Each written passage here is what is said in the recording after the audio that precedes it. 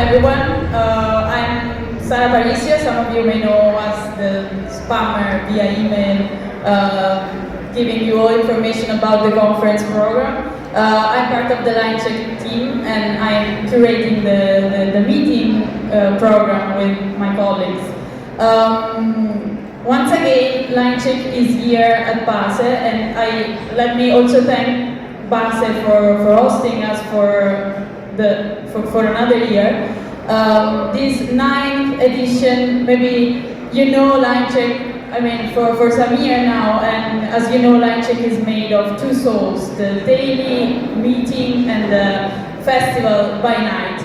Yesterday, Linecheck started with an exceptional performance at San Fedele with Marta Salogni and Francesco Messina. And we are now starting the festival at home, let's say. Tomorrow, also the daily program will start with a very important meeting, the second session of the Music Moves Europe Dialogues. I hope you all will be there tomorrow morning here from 10:30.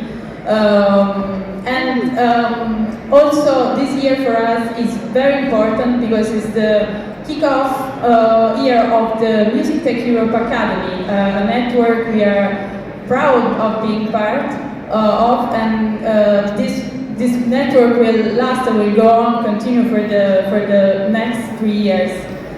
So these are for sure two important meetings of our program.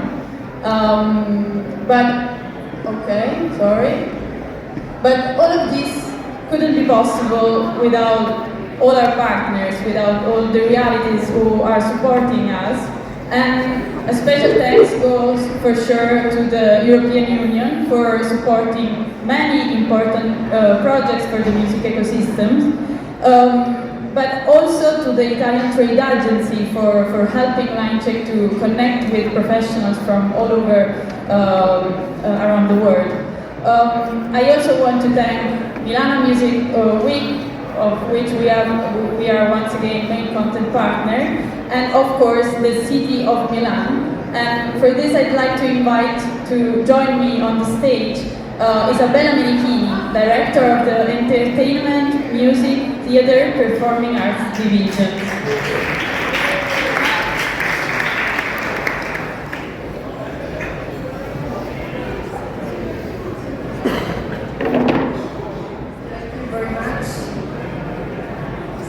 Working? Yes.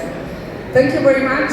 I must say that I'm really proud and glad to be here and to represent my administration, the municipality of Milan, and I'm particularly honored to represent here my culture deputy mayor Tommaso Sacchi, who unfortunately couldn't be here for really an emergency in his very private life, and so don't complain if I will try to bring to you his words and his thoughts about the main theme of this meeting.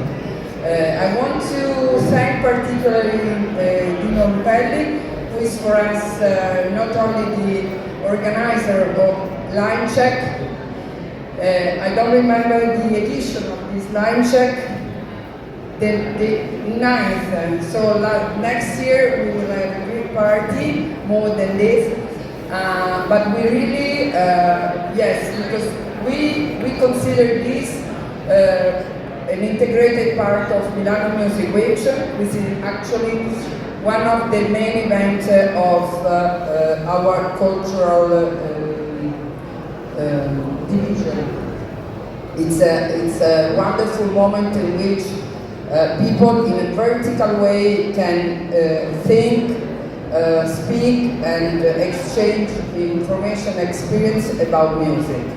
And a Linecheck is a pillar of the Milano Music Week. So really thank to Dino for his work and all his team. And I want to thank also Ades, who is she's the personal assistant of our deputy mayor that helped me to be here and to represent Tommaso Sacchi. So I will try not to read the speech that was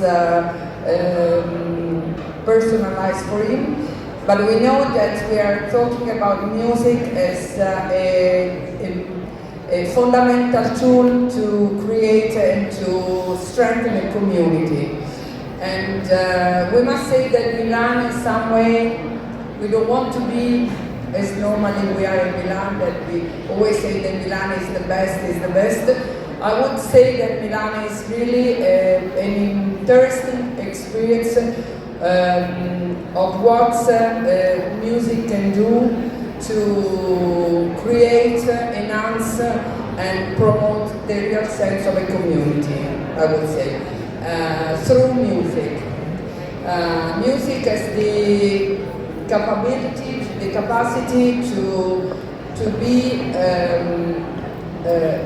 different, to do and to implement different functions in a community. It's really an engine of social change. We see all over the world, but especially here in Milan, we see how music can be really a tool to exchange the behaviors, the approach to things, to enforce social cohesion, and be something that create bridge among different communities, different people, different generations. What I want to say, for instance, is in our age, the problem of the gap among generations is something really dangerous. We have very young generations which are digital, they are native digital, and we have quite old generation as the one to whom I hold.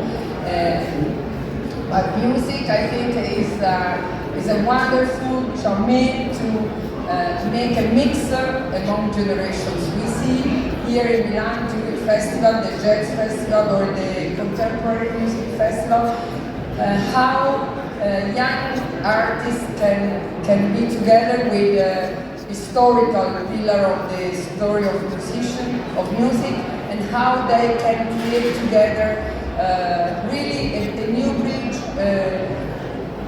through among young and old artists, and how they create new genre of music. Again, I want to stress how music can really overtake cultural barriers, stereotypes, how can give voice to unrepresentative people. Normally, we know that music, the best music, born in very, among suburbs or in very low situation, in poverty or in very fragile situation. And then the possibility that music gives to people to grow up, to become a real artist, to use his art to change messages and to promote campaign or messages of social exchange is something that is really unique. I'm the head of the theater, music, and performing arts division, and I must say that in my experience, there is no other, I would say, art as music that has the capacity to really bring a social message and the social capacity to change the world. Because it's something that makes people together, that reduce the contrast and the division, and really create a new network in the communities. The last thing I want to stress is something that related to the capacity of educational empowerment. The industry of music empowers unrepresentative communities and acts as a guardian of cultural preservation. This inclusivity transforms lives and enriches the artistic landscape. In the educational empowerment, we see that in Milan, music education initiatives democratize the transformative power of music, enable individuals from all socioeconomic backgrounds to engage with and appreciate music. Milan is really, there are a lot of schools of music, and above all there are a lot of high school of music, starting from Scala Foundation, ending to the smallest school, and music is a sort of fil rouge throughout our community, our city, and we know that we have a lot of experience in which you see really the highest representative of music playing with very young artists and create really new possibility for them. Music is also a tool to learn to young generation what is necessary to be a real artist. You need to study, to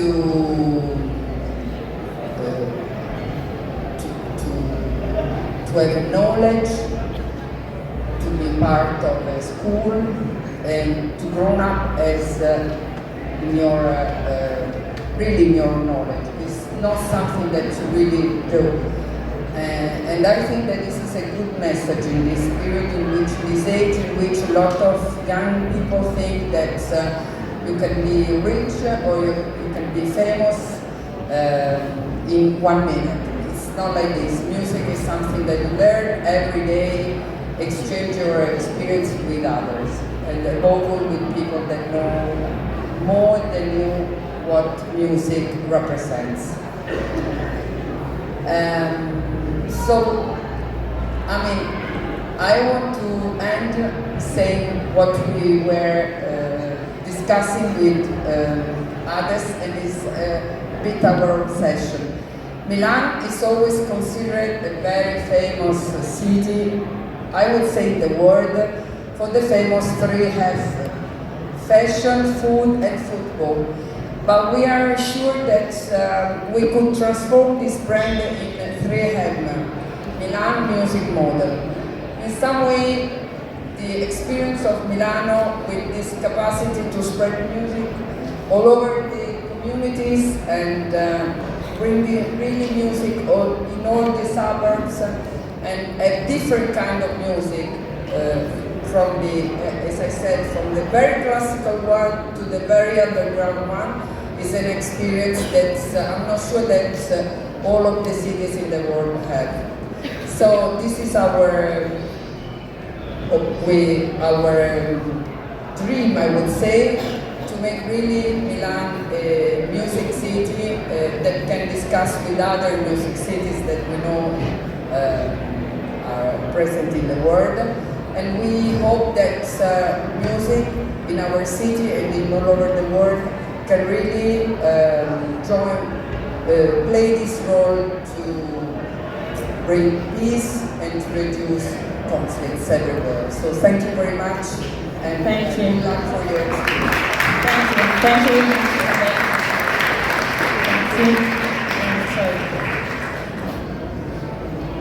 Thank you. Thank you again, Isabella. Isabella Minichini from the city of Milan. And I also thank you because actually you kind of tell us the main column of what Music Innovation Hub does as normal work in general for the whole year, because actually Linecheck is a project by Music Innovation Hub. If the slides can change, because I can't with the slide changer. But anyway, you, Isabella, you were talking about something that for us is very important, because our claim is music is social change. So we use music as a tool for change, for social changes, but also, I mean, for us it's also very important talking about innovation and education about music. That's why our projects are all based on these pillars, I would say. So everything is made as a whole, and we really think that maybe if we all grow up together and educate ourselves with the others as well, to go towards this same direction, probably things can be different, and probably music can really have a role, an important role, even in the conflicts, or I mean in tough situations, or in territories, or also in communities that are not so, I mean, in a good position, let's say. So yes, I will stress again that for us, music is for sure a tool for social change. And I mean, this is also something that we hope that we communicate through our program of Linecheck during the daily meetings, because for example Fridays, that is the day dedicated to live events, we also talk about environmental issues, how to reduce our impact while producing events. Or also on Saturday we dedicate contents about accessibility and inclusion. All these things we have talked about, Music Tech Europe Academy and Music Tech as a theme, as a pillar of the music industry, music ecosystem, and also the dialogues with other realities, and also accessibility, inclusion, environmental issues. All these things for us are all dots connected in the music ecosystem. And I hope that this was something that we communicated, that we shared in our manifesto of this year, the many kisses, the theme of this year. And I'm happy to welcome Dino Lubelli on the stage, and he will tell something more.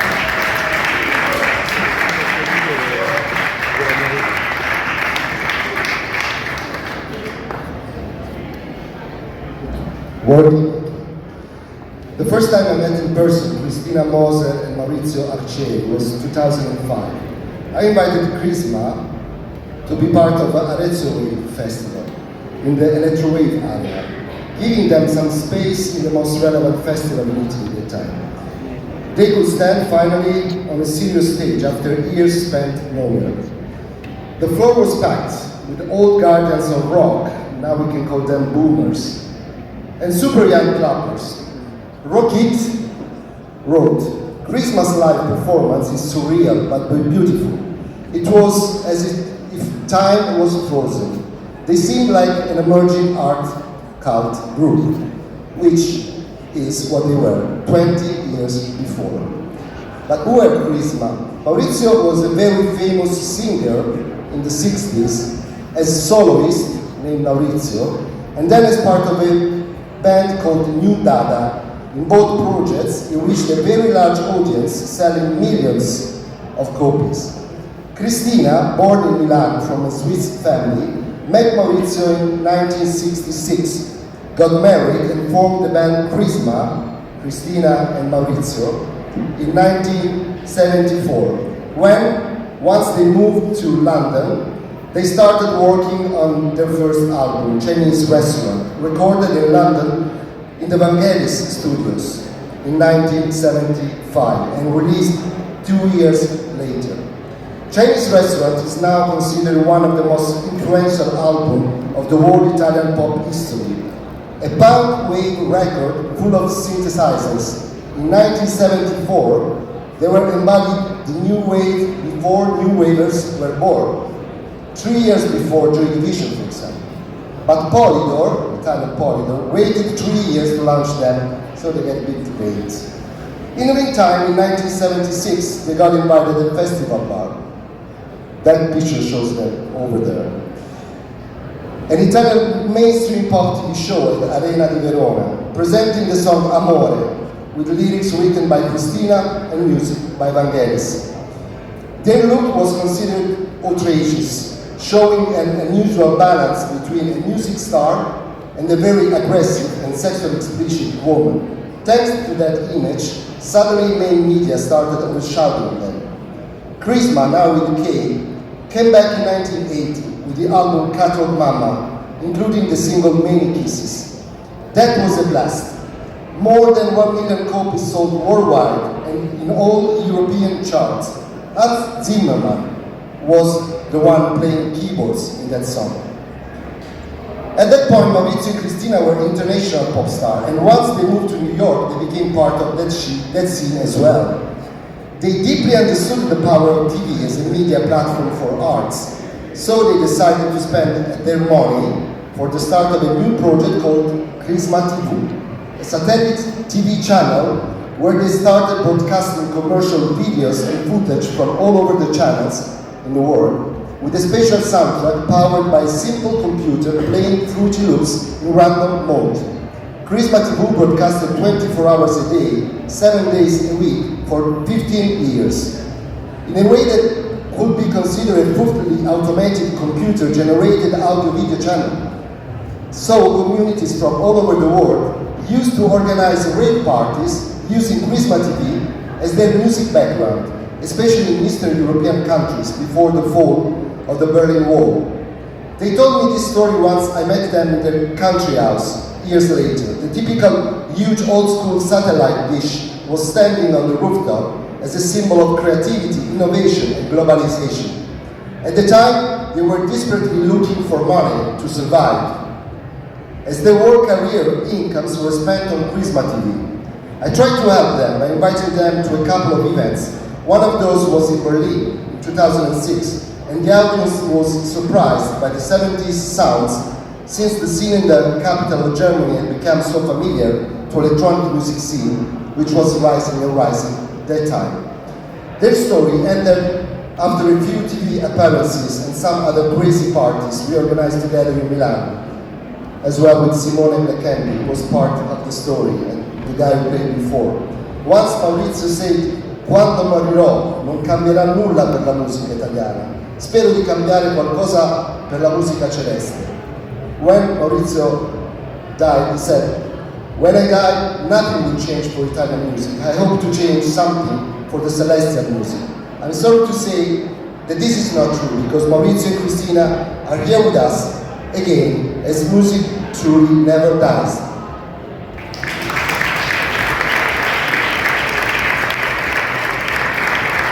A special thank to our friend at Universal Music, because we re-released the single version of Many Kisses today.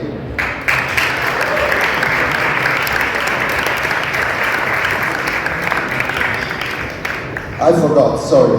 I have to introduce the next speaker, Marta Del Grande.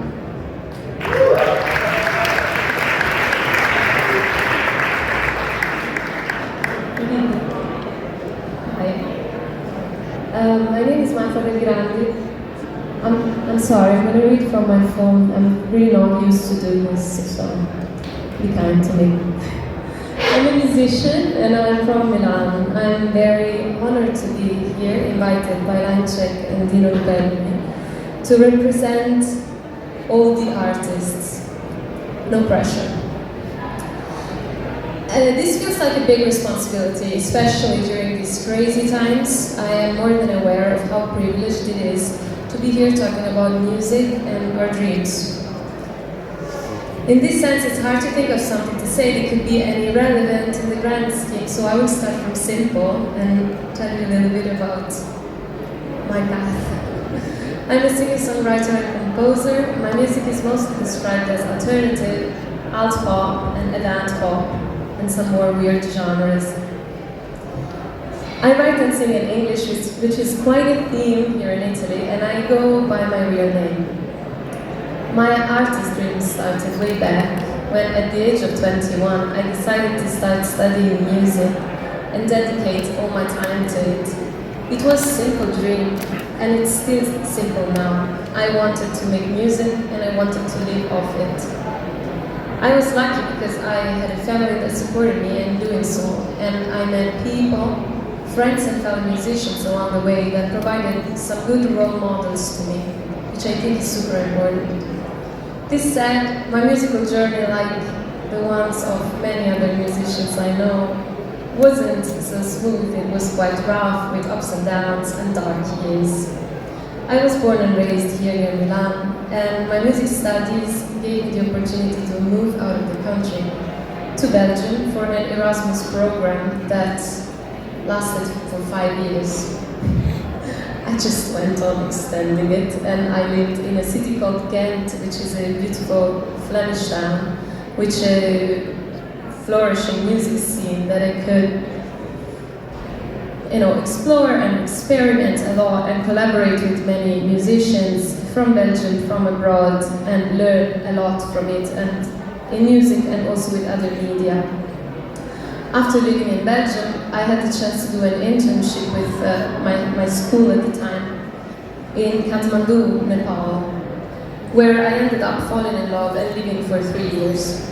I reckon this is not the typical journey in the music career, but since music always guided me, I found a way to work with music in Kathmandu as well, and I started a series of curated events to promote the upcoming local scene.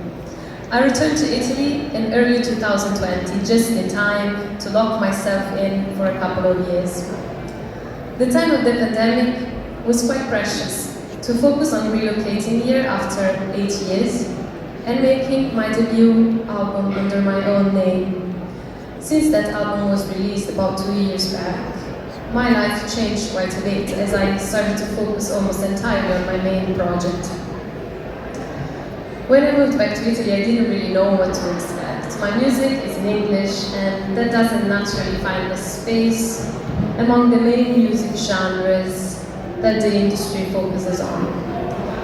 But as soon as I started pitching the songs that at the time were just demos of me playing in my room, basically, I was surprised from the encouragement and the support I received from the insiders of the industry, agents, journalists, curator, and that gave me the strength and perspective to keep going.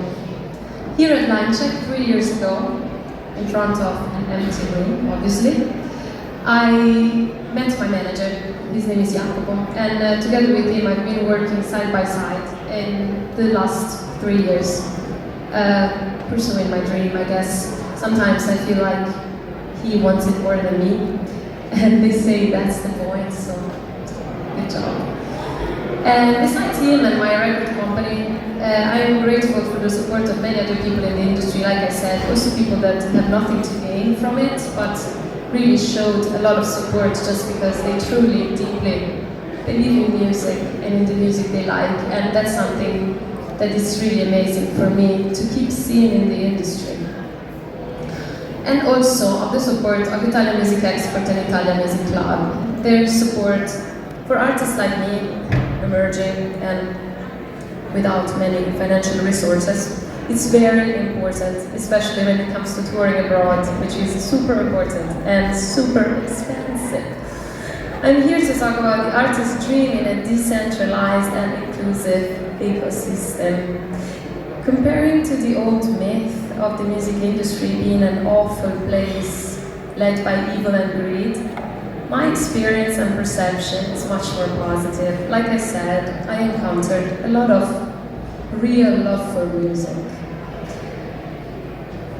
And I see how there have been several attempts in the past few years to improve the ecosystem and make it more inclusive and safe for artists and insiders to express themselves for who they are and be encouraged to unravel their best selves. I think big steps have been made down this road and the results are evident, but then again, I'm a white, straight woman from Europe, so I guess I'm not the most representative person to talk about this.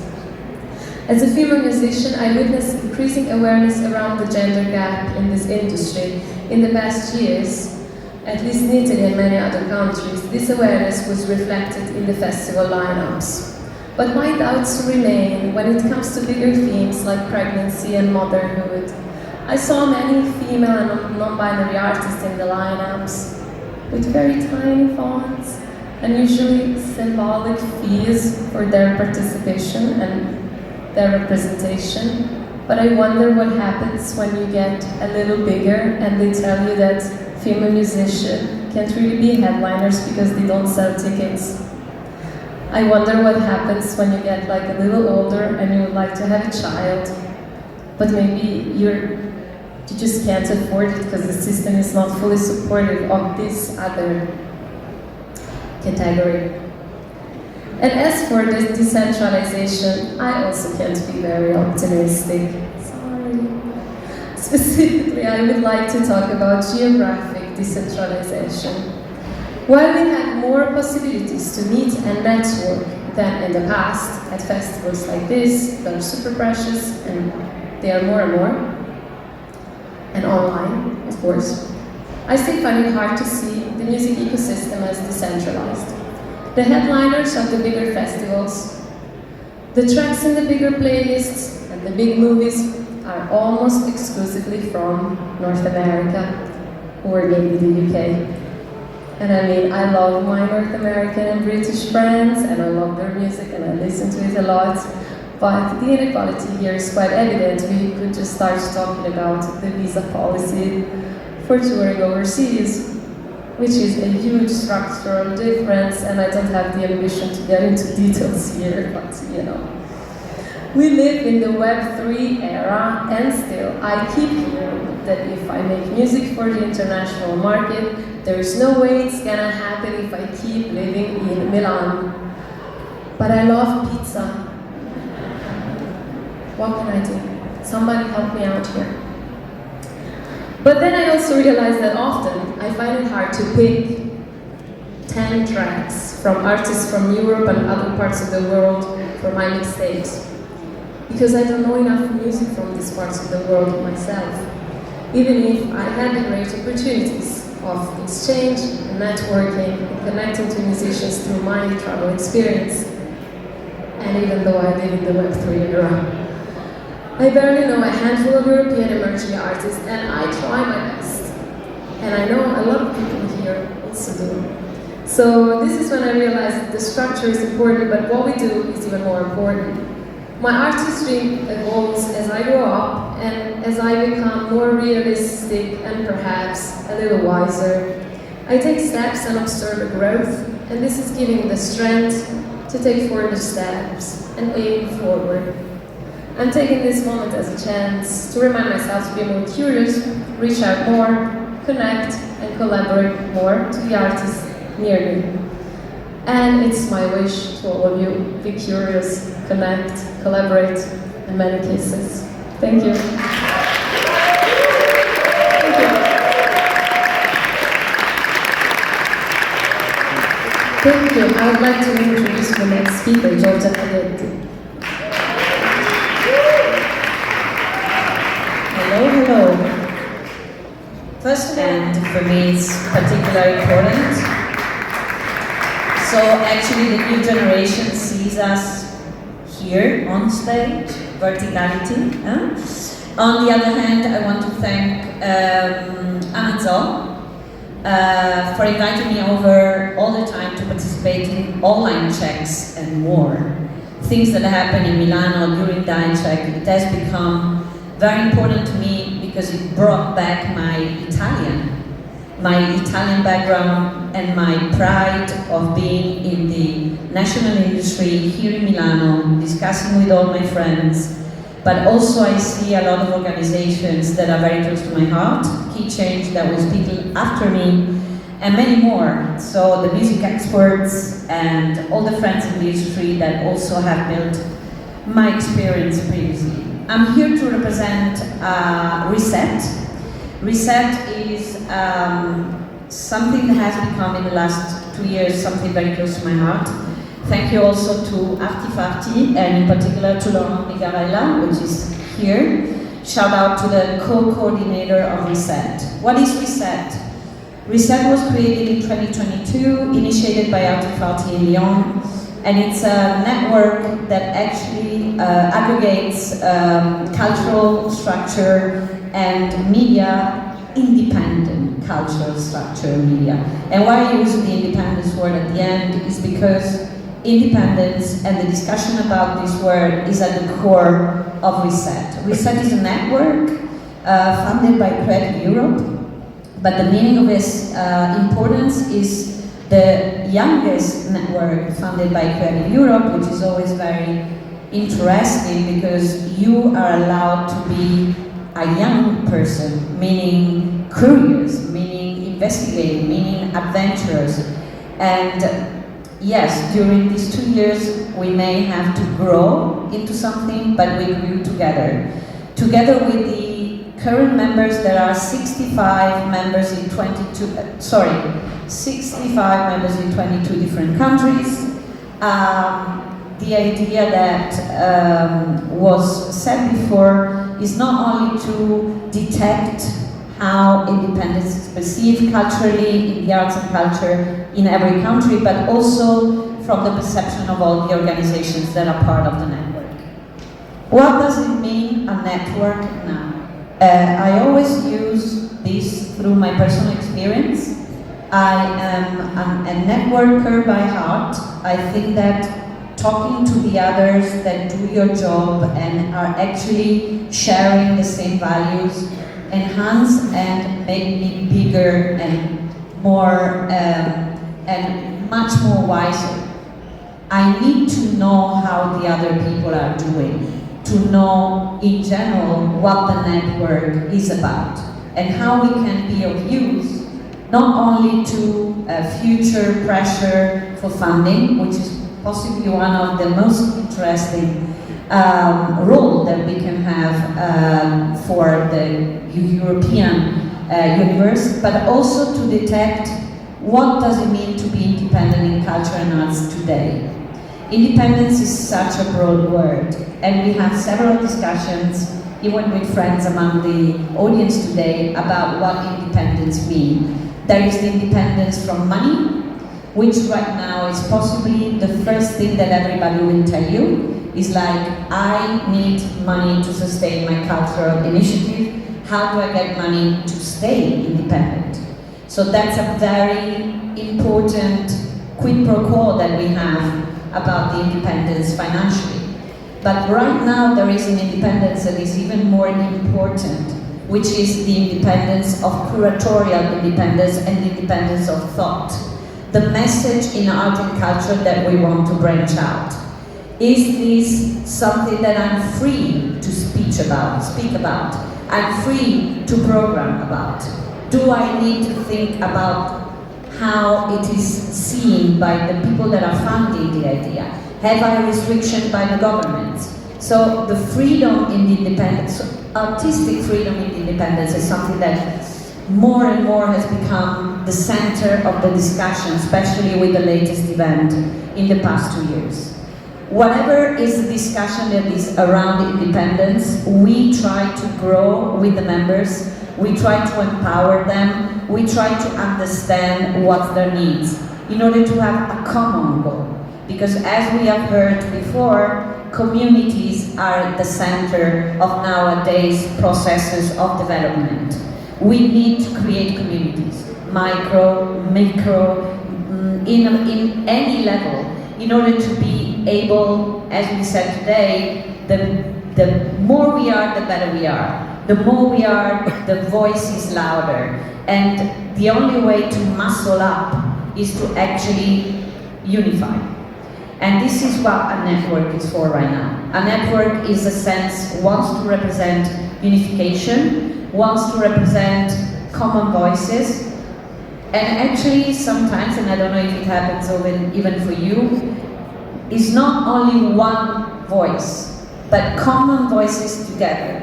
This is harmonizing a chorus. This is the best way we see and we think that this is how we proceed to speak for the others. It's not only one message, it's many messages together that make sense for you too. So Reset in May this year met again in the General Assembly in Lyon. Artifarty is the founder of the initiative together with other founding members, but Artifati, the idea came from a project and a platform that Artifati created in 2020 during COVID called L'Appel des Indépendants, the independent call. What does it mean? To talk about independence today is to defend yourself every day. Defend your independence against concentration, defend your independence against abuse of thought, authoritarianism, and concentrating power.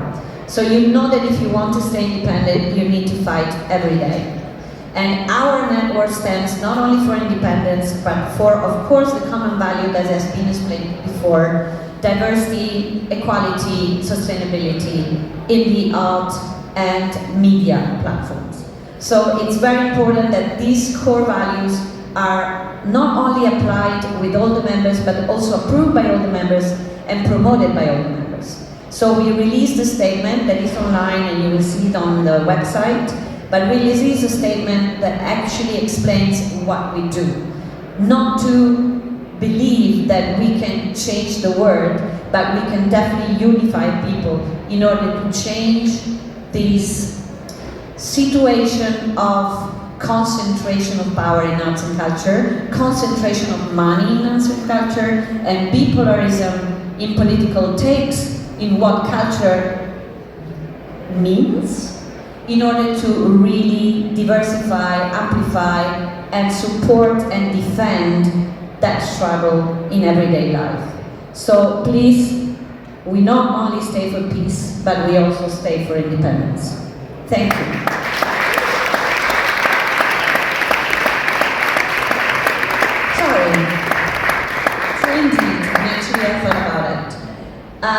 Here, a friend, but also a person that is a project manager for Key Change, Mia Terchko.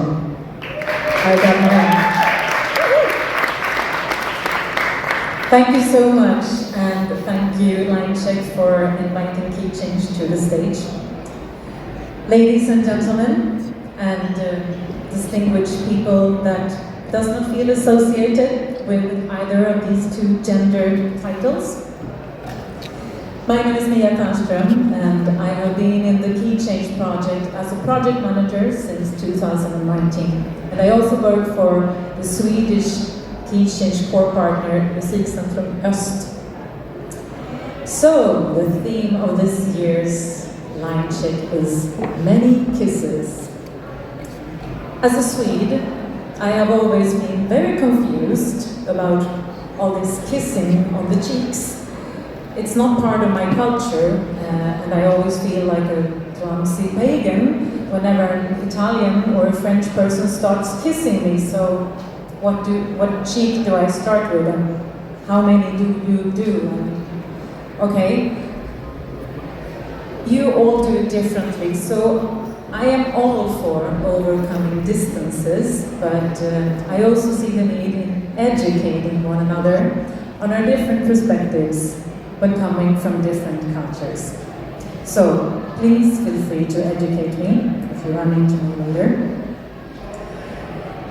Music has always played a significant role in driving social change, and music reflects societal values and contributes to the evolution of cultural norms. Music festivals and music conferences leads the way, and we need to take an even larger responsibility in this matter.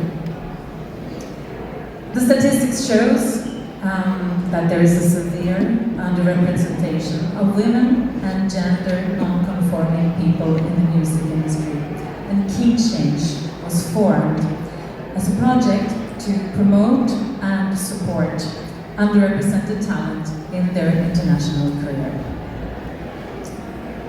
Key Change supports and our selected talent with an extensive development program with elements such as showcases, as you will see later in Linecheck, panel participation, mentorship opportunities, capacity building, and the creation of an international network. The project is supported by Creative Europe and also 12 partners in 11 countries, and among them Linecheck. In 2019, I attended Linecheck for the first time.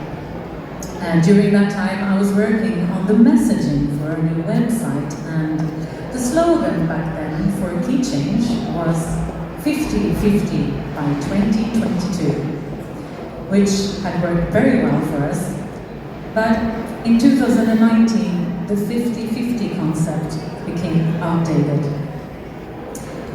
We understood that we needed to work for all underrepresented genders, not only women.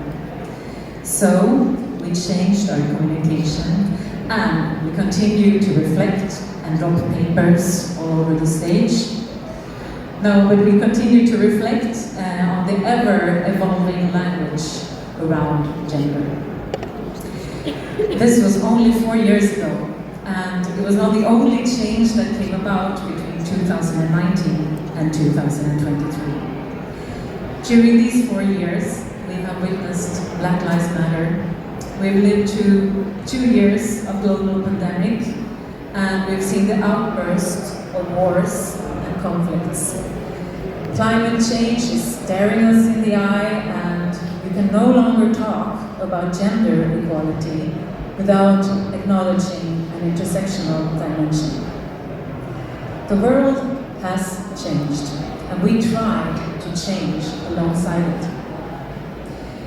In 2020, I could not go to Linecheck because no one could go to Linecheck. During the pandemic, we were all separated, and we were forced to avoid the live experience of everything, especially kisses. Like everyone else, Key Change moved online, and many participants in the Key Change program in 2020 could not take part in the online program that we curated because they had to make a living and take on other jobs. And many were worried that they would be ejected from the program as they were no longer music industry professionals. And I recall an Italian participant in a conversation about support in the creative business in the key change countries. And she said, in Italy, they don't view working in the music industry as a real profession.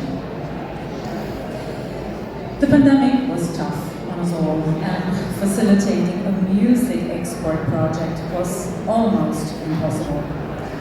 But despite all the setbacks, we somehow managed to create a community feeling for the participants. And the return to Reeperbahn Festival in 2021 was amazing. The hardship we all had went through, it brought us closer, and in the end, many participants testified that what had held them together and validated them as professionals during the pandemic was the fact that they were in the Key Change program.